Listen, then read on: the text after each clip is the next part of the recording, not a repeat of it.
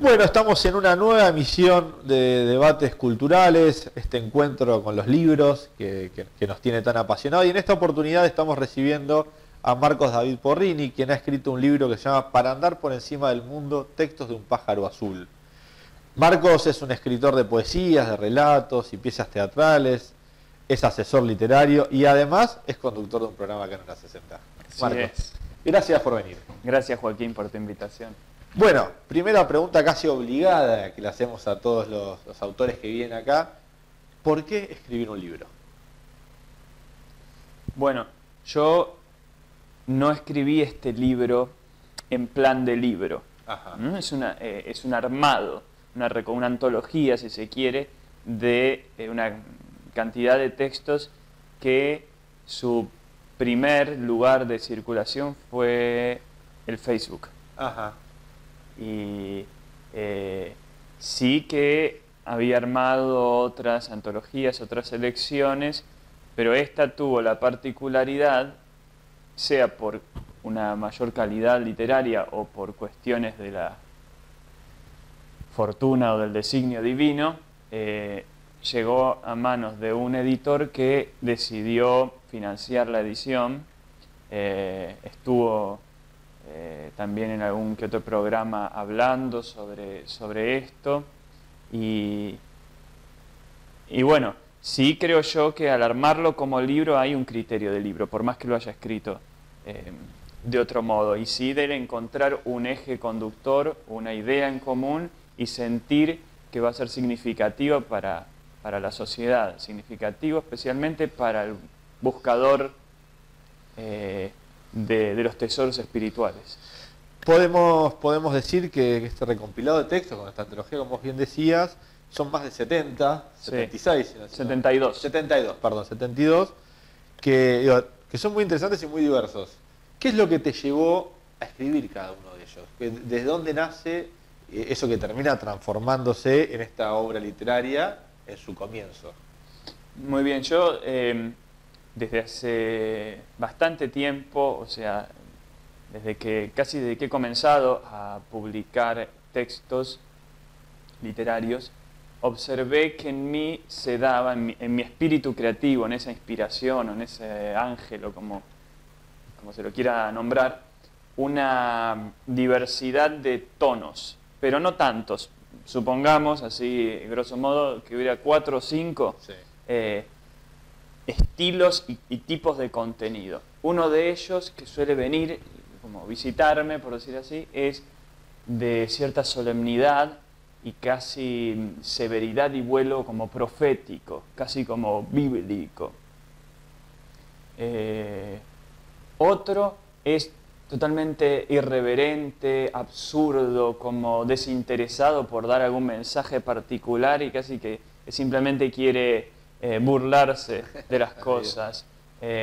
Otro a veces es más romántico, aunque últimamente ha aparecido menos,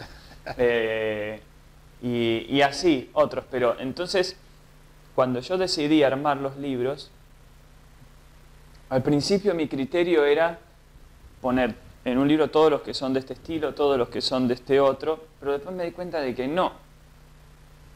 Hay una unidad en todo esto, y un libro tiene que reflejar esa unidad en la diversidad, y de alguna manera generar en el lector esa inquietud de por qué conviven estas expresiones.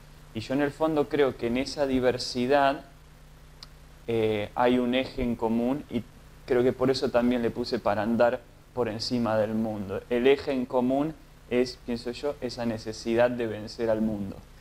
Ahí después nos vamos a meter, digo, más de lleno en el libro. ¿En tu casa los libros eran algo habitual? No. A ver, libros, hay libros y libros, ¿no? Hay libros que son de calibre literario y filosófico profundo, y hay libros que son más utilitarios, como pueden ser libros de colegio o libros de divulgación de distintas cosas. Pero yo no diría que mi casa era una casa donde se respirara cultura, por decir así, y menos alta cultura. No como Borges o como otros escritores que sí han tenido eso.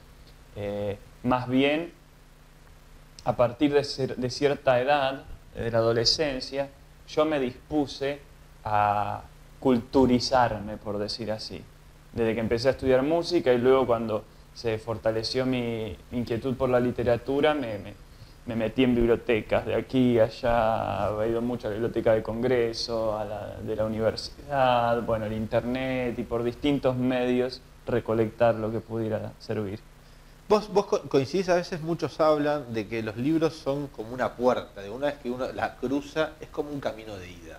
A mí particularmente lo que me pasa con los libros es que a veces me permite llegar a un submundo, digo, alejarse a veces de las penurias terrenales, que es hermoso. Que la verdad que yo siempre digo, quien pueda leer un libro es lo mejor que le puede pasar en la vida, pues es una conexión que es distinta, que solo que la viven aquellos que entienden y que sienten. ¿A vos te ha pasado eso? Sí, o al menos deseo que me pase. Deseo que me pase cuando me voy a encontrar con un libro, es encontrarse con un espíritu. Es casi como, a ver, voy a hacer una comparación solamente metafórica. Con lo religioso, como si uno fuese a entrar en un santuario, en un templo, sea en una catedral católica o que uno se va a ir al oriente y entra en esos templos misteriosos, y que entrar ahí es como entrar en la habitación de una deidad y uno siente esa energía y siente esa influencia y parece que ahí todo funciona bajo las leyes y las normas de ese espíritu. Y de este modo yo creería que entrar en un libro es dejarse alimentar, nutrir por un cierto espíritu.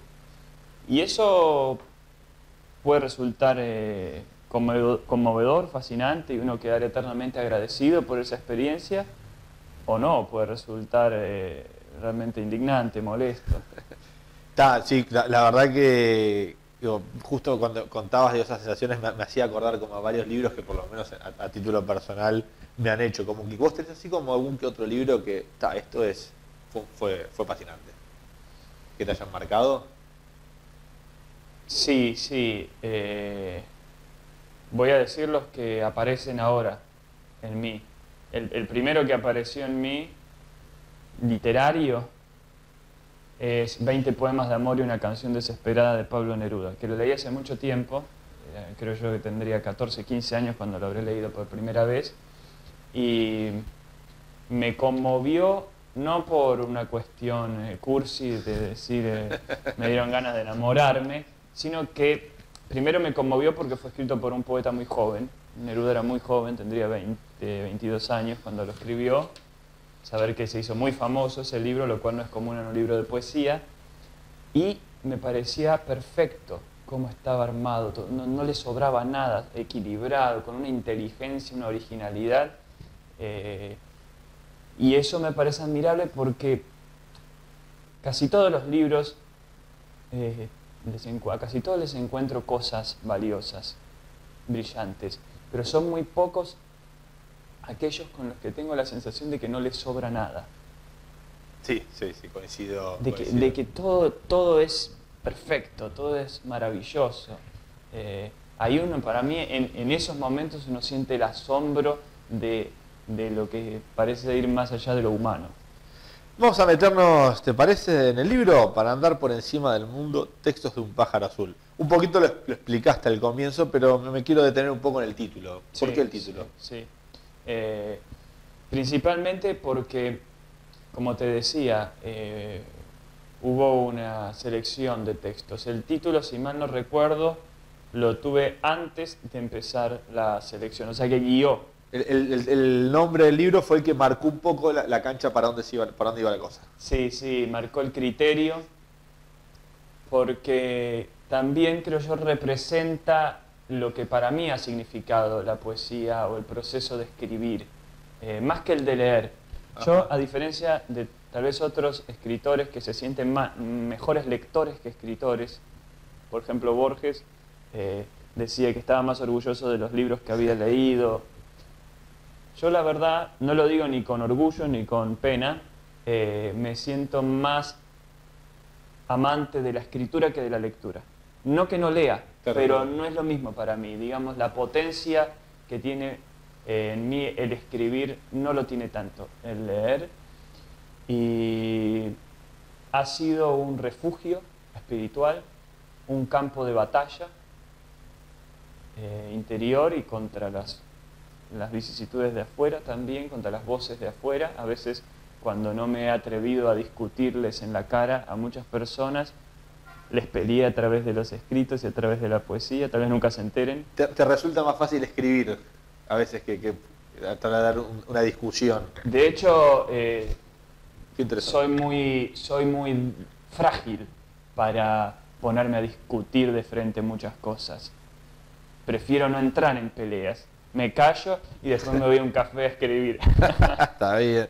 ¿Y qué buscabas cuando empezaste a pensar esta recopilación y presentar el libro? ¿Qué efecto buscabas? Buscaba generar un libro que fuese un compañero de viaje. Un libro que pudiese acompañar, me gusta la imagen de los peregrinos, de los buscadores espirituales, de esos que van por el camino tratando de encontrar guías y perlas que los ayuden a no desorientarse y a fortalecer su interioridad. Quería un libro que pudiera ser un compañero durante años, que el lector pudiera recurrir a él en distintos momentos de su vida y siempre encontrar una guía, un refugio, una diversión, pero no una diversión de esas que estupidizan o que te amoldan al mundo, sino la diversión de aquel que quiere andar por encima del mundo, que se pueda reír de todos los falsos gigantes, por decirlo así. Uno abre el libro, ¿no? Se dispone a sentar y el primer texto que aparece, después de la presentación, habla del miedo. ¿Por qué? Tranquilo. Justo te pregunté. El miedo. El miedo puede durar una hora, puede durar 2 días, 3 años, un siglo, decís. Sí, evidentemente hay cosas que uno hace por intuición, después vas tratando de comprender, pero a varias personas les llamó la atención que yo comenzara con ese texto del miedo. A algunos les resultó impactante, justo lo que estoy viviendo yo, el miedo, y hablaste del miedo. Porque creo que una de las defensas psíquicas hacia la apertura al espíritu, a la verdad, al asombro y a ese mundo celestial para mí que evoca la poesía es el miedo. El miedo a cosas que ni sabemos qué son, pero que nos tienen atrapados. Que nos tienen atrapados y nos fuerzan a permanecer con los pies hundidos en la tierra. Un miedo que te impulsa a ir más allá de vos mismo. Sí, porque vos. en cierta medida encontré que el miedo, aun con todo lo negativo, tiene un cierto valor, una cierta importancia. Y es la de obligarnos a descubrir un eje de conducta, un eje interior, yo ahí hablo de la fe, Sí. Que pueda trascender a la mente, trascender a las emociones, trascender a la comprensión. No comprendemos bien dónde está la salida, qué pasa, por qué el mundo es como es y demás. Entonces, en vez de negar el miedo, simplemente no tengas miedo, no tengas miedo. No, para mí, soy sincero, el miedo es muy genuino. Quien ahonda en lo que es lo profundo del drama en el que está el ser humano, así como decían los existencialistas, hablaban de la angustia, de la desesperación, para mí también el miedo, el terror. Y si uno lo enfrenta, va a descubrir que está la posibilidad de vencerlo a través de la fe, del espíritu. Eso te quería decir, a lo largo del libro uno se va encontrando con mucha fe, con mucha espiritualidad, Sí. con mucha esperanza, ¿no? Es algo Sí. que atraviesa horizontalmente casi todos los escritos, ¿no? Sí. Sí, de hecho, comienza con una cita del profeta Jeremías. Exacto. Que el profeta Jeremías ha sido una inspiración para mí, no solo en el sentido espiritual, sino como un modelo de poeta. Ajá. Podría mencionar también a otros profetas como Isaías. Casi todos los profetas bíblicos son poetas en cierta medida. Pero Jeremías me conmueve porque se dice que era un jovencito y tiene una visión en la cual la voz divina le dice que había sido él escogido desde antes de nacer para ser un profeta y hablarles a reyes y a todos y hablar cosas terribles, que tenía autoridad para destruir, para construir, dice. Entonces era algo tremendo y él dice, yo soy un chico, no sé hablar, no puedo hacer esto. Y a mí me impacta porque siento que hay algo trascendente que a uno lo convoca, lo invita a animarse a creer que eso que parece tan frágil, tan pequeño, que es la poesía o la voz o la palabra, tiene la capacidad de sacudir al mundo, tiene la capacidad de hacer temblar incluso a los poderosos de la tierra. No por nada profetas, poetas han sido perseguidos, han sido puestos en la cárcel. Heidegger, en un ensayo que escribe sobre Hölderlin, que se llama Hölderlin o la esencia de la poesía, menciona de Hölderlin, del poeta alemán Hölderlin, dos frases, analiza. Una en la que él dice que poetizar es la más inocente de todas las ocupaciones. Y después habla de la palabra, del lenguaje, como el más peligroso de todos los bienes. ¿Coincidís? Sí. Y Heidegger analiza esta paradoja de cómo algo puede ser lo más inocente y lo más peligroso. Y justamente, entre otras razones, es lo más peligroso porque tiene la apariencia de ser inocente. Porque fácilmente nos escondemos de alguien que viene con una ametralladora, pero no de alguien que sabe usar la palabra o que tiene fuerza poética en la palabra. Sí, totalmente. ¿Sabes que me quedé con algo que tú decías al comienzo del programa? Que es que vos escribías, al escribir los textos, primero los subías a internet y también lo charlábamos fuera de cámara. ¿Cómo te llevas? Digo, pues, hay muchos autores, escritores y poetas que son como reacios a las tecnologías y a las redes sociales particularmente. ¿Vos cómo te llevas con eso? A medias, en cierto sentido. No uso todas, sin ánimo de hacer publicidad, no es por querer hacer publicidad ni No hay hablar de ningún que sean problema. mejores o peores. Después le cobramos el Simplemente no uso todas, uso el Facebook, no uso ni el Instagram, ni el Twitter, ni las otras que haya ahora. Observo lo problemático que tienen. Hay momentos en los que realmente me era problemático, me generaba, o a mí mismo me generaba una cierta adicción que no me permitía concentrarme en hacer otras cosas. Veía la cantidad de material chatarra que aparece, que dispersa, pero a su vez lo vi como una plataforma muy interesante para que la poesía esté ahí, presentando batalla en medio de las otras voces. Y hablo de la poesía no con ánimo de considerar que lo que yo escribo es fiel representante de la poesía. No quiero asumir la necesidad de decir que lo que yo escribo es buena poesía o es verdadera poesía. No me corresponde a mí. Aunque deseara que compraran el libro creyendo eso, pero no me corresponde a mí decirlo. Sí que intento, asumo con seriedad el compromiso de brindar lo que creo que es lo mejor, a nivel artístico y a nivel espiritual e intelectual. Pero sí he sentido que lo que yo escribí durante todo este tiempo marcó una diferencia en lo que es esa abundancia de material chatarra, por decirlo así, o trivial. Sentí que había que atreverse.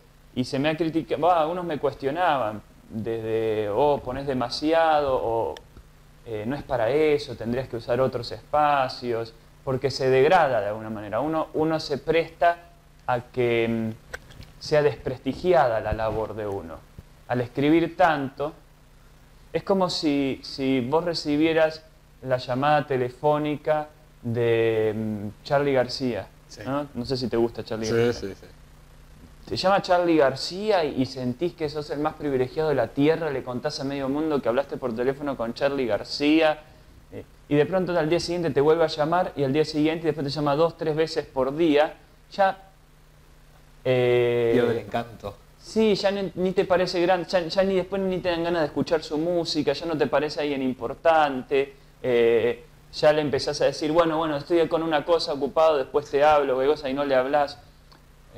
O sea que yo al poner en ese lugar tan modesto los textos, me arriesgaba a eso, a que la gente lo vea como, sí, total él siempre pone. Claro. También bueno. es cierto que uno es, las redes sociales son lo que también uno pone, digo, mucha gente que piensa esto, que también termina facilitando eso, digo, si nosotros empezamos a poner material, digo, con sentido, material, digo, con dedicación, con empeño, digo, también va a mejorar ese canal de difusión, hoy de los más grandes del mundo aparte, digo, las redes sociales hoy son por donde se comunica y donde se interiorizan los jóvenes, por ejemplo, ¿no? Digo, negar eso es como, digo, negar una posibilidad y entregarle a las cosas vacías, a las cosas chatarra, una herramienta muy constructiva que podría ser, yo sé, mi padre siempre decía, una pala sirve para hacer un pozo y plantar un árbol o para pegarle en la cabeza a uno y matarlo. Digo, de acuerdo a cómo uno utiliza esa herramienta es lo que hace. Sí, y yo creo que la poesía o el potencial de la palabra hecha arte, la palabra hecha literatura, si bien hay muchas posibilidades de expresión de eso, va a tener que estar rodeada de todas las otras formas del lenguaje, para también distinguirse y hacer valer su cosa única. Entonces, yo me imagino al que pasa por el Facebook, por las distintas cosas, ve estos textos y enseguida se dan cuenta de que es un tipo de lenguaje distinto, que lo lleva a regiones de su pensamiento distintas, porque además yo he evitado en lo posible ser muy claro o contundente manifestando posturas, incluso cuando hago textos de carácter más de crítica política o de cuestiones espirituales, religiosas. Incluso personas que comparten mi fe a veces se han sentido confundidas o problematizadas por mí, incluso mi papá o lo que sea, por lo que yo escribo, porque no es claro, no es lo suficientemente claro. Entonces de alguna manera me hice difícil para todos, pero no por metejón, no por mera picardía, sino por sentir que había la necesidad de al menos alguien que abriera esa puerta a las complejidades sutiles de la mente, del corazón. Y más en estos tiempos en los que en las redes todos es eslogan y partidismos. Yo estoy con los pañuelos celestes, con los pañuelos verdes, todos quieren poner en claro, yo voto a Macri, yo voto a Fernández, y pocos hay de los que te lleven a un vuelo en las sutilezas y en el misterio. En esta Argentina que vos bien describías de grietas, por así decirlo, Sí. y de contrapuntos, ¿hay espacio para la poesía? Hay que hacerlo si no lo hay. Si lo hay, bien, y si no lo hay, hay que hacerlo. Hay que hacerlo aunque sea a la fuerza. No a la fuerza necesariamente... Literariamente hablando. Sí, a la fuerza también, a la fuerza que usan a veces los medios. A la fuerza lo digo en el sentido invasivo, ¿no? Porque no siempre hay que pedir permiso y esperar que te lo den. A veces hay que meterse, porque también las cosas malas se meten digamos, cuando uno no las quiere, se meten los vendedores, se meten los publicistas, te llama por teléfono el jefe de gobierno o el candidato, todos se meten. Entonces, bueno, en esa metámonos nosotros también, irrumpamos nosotros también si tenemos la convicción de que estamos dando algo desde el corazón, desde el espíritu, desde el amor. ¿Cuáles han sido las repercusiones que has tenido del libro en este tiempo? Y mayormente buenas. Digamos, un amigo, Gustavo Brenta, que es un teatrista que da clases ahí en distintos lugares, en Merlo principalmente, amante de la lectura y que ha interpretado algunos textos míos, él me dice, realmente se cumple lo que vos querías de que fuese un libro para el camino, para acompañar. Él empezó a tener esa relación con el libro, le encanta, dice que le tiene mucha fe, que se va a mover. Otra señora amiga, Julieta, una profesora de literatura de Colombia, lee los textos, ya se lo mandé, el libro, está difundiéndolo. Digamos, hay gente clave que lo ha leído y ha resultado conmovida. Y lo que tiene el libro es que te lleva en un viaje por distintos matices, por llanuras, por picos, por lugares más sinuosos. Hay textos de carácter más surrealista, más loco, más enigmático, donde el mensaje está poco claro, si se quiere. Textos cristalinos, textos como si fuesen proverbios. Hay una variedad y yo propongo al lector hacer ese viaje. Si bien uno puede picotear de aquí a allá, a mí me interesa que alguien haga el recorrido de principio a fin, para que haga la experiencia de ir pasando por todas estas dimensiones. Hay uno que llama la atención por cómo está escrito. Es el número 9, que arranca diciendo la vida es tan libre, ay cómo me gusta la vida es tan libre, que es este. Sí. Que uno puede ver, digo, que después lo lean se van a dar cuenta, que viene escrito y de repente se empieza como a torcer. Sí. ¿Por qué? Si bien no es una invención mía digamos, el plantear en la hoja de esa forma el texto, ya se empezó a hacer desde finales del siglo XIX en la poesía. Yo lo he hecho en unos cuantos textos esos, no últimamente, ya hace tiempo que no lo hago. Ahí creo que hay solo 2 textos que tienen esa característica, pero en el caso de ese, intenta, la locura en la que está puesto el texto, intenta plasmar la idea de la vida como se presenta ahí en todas sus posibilidades incoherentes, contradictorias, que la vida es a sí mismo lo más blanco de lo blanco como lo más negro de lo negro, y parece que no tiene problema la vida en incorporar y en manifestar y en defender, por decir así, todas esas contradicciones. Entonces el texto intenta ser festivo en ese sentido. Sí, y la verdad que lo logra de forma... Si tuvieses que elegir 2 o 3 textos que te sientas representados, obviamente te sentís representados por todos, claramente, por algo que está escrito, ¿cuáles son? Bueno, hay un texto que... ¿Y por qué no? Hay un texto en el cual yo reflexiono sobre el ser poeta y algo mencioné sobre eso. Ese está en la página 137, es el texto número 61, LXI. Este poema piensa al poeta, al ser poeta, empieza así diciendo ser poeta. Es algo que no se sabe qué es. Es algo que no se sabe qué es. Ya me parece interesante partir desde ahí, desde asumir que vamos a hablar de algo que no sabemos qué es. Y la poesía en sí tiene eso. Partimos de que no sabemos qué es, y desde ese no saber empieza a fluir un torrente de palabras y de metáforas. ¿Lo que querés que lo lea? Dale, sí. Ser poeta es algo que no se sabe qué es. Ser poeta es un riesgo de vida, una llaga, una imposibilidad frente a todo lo posible, una tosuda vocación hacia el milagro.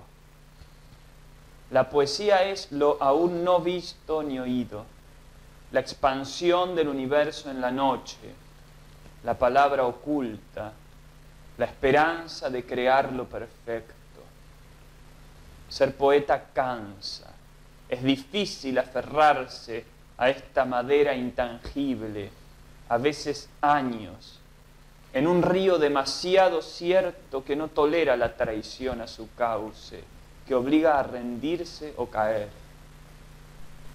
La poesía es lo contrario a la vanidad del hombre, pero es la respuesta sin letra chica, sin trampa, a los profundos deseos de libertad y de paz. Es el amor que todo lo sufre, todo lo espera, y es tan grande que no podemos hablarlo, no se lo puede ver cara a cara. Solo damos vueltas a su alrededor con metáforas, señalando el sol y la luna, fracasando en todos los intentos. Ser poeta es conocer lo indecible, la mesiánica promesa de un nuevo Edén, donde la tierra pertenece a los mansos, lo que resuena, la rabia que inspira a soñar, a creer y a caminar como un ciego sabio, como esa tortuga que ganó a la liebre, sin miedo a nada, extrañamente seguro. La verdad, coincido que es de los textos más lindos con los que uno se puede encontrar en el libro. ¿Y vos te considerás un poeta? Sí, sí, y no lo digo tanto porque amerite compararme con los poetas, y digo, sí, la verdad que llegué a esa altura, puedo tranquilamente competir por el Cervantes, no con esa atribución hacia mí mismo, hacia mi obra, sino porque he observado que esta tendencia persistió en mí más allá de mí. Y como dice ahí también en el texto, ser poeta cansa, es difícil aferrarse, dice, esta madera intangible, a veces años, en un río demasiado cierto que no tolera la traición a su cauce. O sea, habla de la dificultad a veces por sostener una actividad, una impronta y el rigor y la honestidad de esa labor en este mundo con los vaivenes del deseo, de la emoción, las dificultades económicas, los intereses afectivos, de pertenencia y demás. Parece que la buena poesía no es solo mérito de aquel que obtiene una lucidez extraordinaria o una sensibilidad extraordinaria o una formación cultural extraordinaria, sino una fe extraordinaria y un amor hacia eso que se le presentó. Por eso daba el ejemplo de Jeremías, hacia eso que te llamó, serle fiel. Aunque primero aparece con esa fragilidad, como una semilla, no ves lo que eso pueda depararte en tu futuro. No tenés esa garantía de que vas a ser famoso, ni de que te van a querer las chicas, ni de que te van a admirar, ni nada. Pero sentís que es algo tan frágil, propio de la verdad y del amor, que te llamó. Y tenés que defenderlo a costa del mundo. Otro de los textos con los que uno se puede encontrar es uno que dice: soy un ausente, un desaparecido, hace tiempo que el mundo se me volvió un recuerdo. Digo, la verdad que es un texto, bueno, que continúa, no estoy seguro de si es propio, el que escribe, el que anda y dice que se llama con cierto nombre, alguna vez el viento será fuerte que hará que enseñe mi verdadero rostro. Página 101. La verdad que en pocas palabras dice mucho. Sí, sí, y son esos momentos en los que a uno lo visita cierta imagen, por ejemplo, esta de ser un ausente, un desaparecido. Hace tiempo que el mundo se me volvió un recuerdo, no estoy seguro si propio. O sea, en este sentido de que todo lo que se le presenta a uno como la historia del mundo, ni siquiera sabes si es un recuerdo tuyo o de quién. De tantos libros que leíste y demás, pero sentir como que algo cambió en vos, algo se modificó en tu interior y sentí que ya no perteneces, que vas casi como un fantasma, como si fueses un espía en el mundo, como que vos estuvieras solamente para observarlo y para dar testimonio de sus cosas, para decirle sus cosas, pero que ya no estás en su métier, en sus negocios, en sus asuntos. Marcos, la verdad que agradecerte porque hayas venido. La verdad que se lo recomendamos a todos y a todas. Un libro que vale la pena, que te lleva y que te invita a navegar por lugares hermosos y muy bellos. Gracias. Felicitaciones. Gracias, Jorge. ¿Estás armando, estás en proceso de otro libro? ¿Cómo sigue? Sí, yo sigo escribiendo, sigo manteniendo principalmente el criterio de escribir con libertad los textos que surgen y eventualmente después veré de qué manera los presento como libro. ¿Dónde los pueden ver? ¿Cómo? ¿Dónde se pueden encontrar con esos textos? En el Facebook se había dicho. En mi Facebook se ha vuelto como si fuese una tertulia. Yo suelo organizar eventos donde hacemos lecturas o cosas con músicas, armo cosas en video, o sea, me pueden buscar a mí por el Facebook, tanto mi cuenta o la página como escritor en Facebook, y ahí pueden también tener información sobre eventos y demás. El libro, especialmente si lo quieren, recomendaría que se contactaran conmigo, me lo pidieran. Pero respecto a proyectos, me está gustando, le decía ahí a Marcos, el operador, que esta idea de como si fuese un instructivo, me está gustando. Estoy preparando ahora un ensayo, escribiendo, titulado Para no suicidar a Van Gogh. Ajá, interesante desafío. Sí, como una suerte de instrucción o de reflexión a la sociedad para no seguir forzando tal vez al suicidio, a la marginalidad o a la depresión, a los genios, a las almas lúcidas. Y otro título que me interesa, tal vez para hacer propiamente poesía y literatura, es Para recibir al reino de Dios. Es algo que me interesa en un amplio sentido, no tan necesariamente con la impronta religiosa, sino así como deseamos que venga un buen gobierno, uno diría, ¿qué pasa si viniese el gobierno ideal? Nosotros, por cómo somos, por cómo pensamos, por la sensibilidad que tenemos, ¿lo votaríamos o no? Interesante desafío para pensar y para construir. Marcos, te agradecemos por haber venido a estos debates culturales. Muchas gracias. Será hasta la semana que viene, donde nos estaremos encontrando con otro libro e invitando a seguir metiéndonos, pensando, navegando por lo que es las palabras y los libros. Hasta la semana que viene.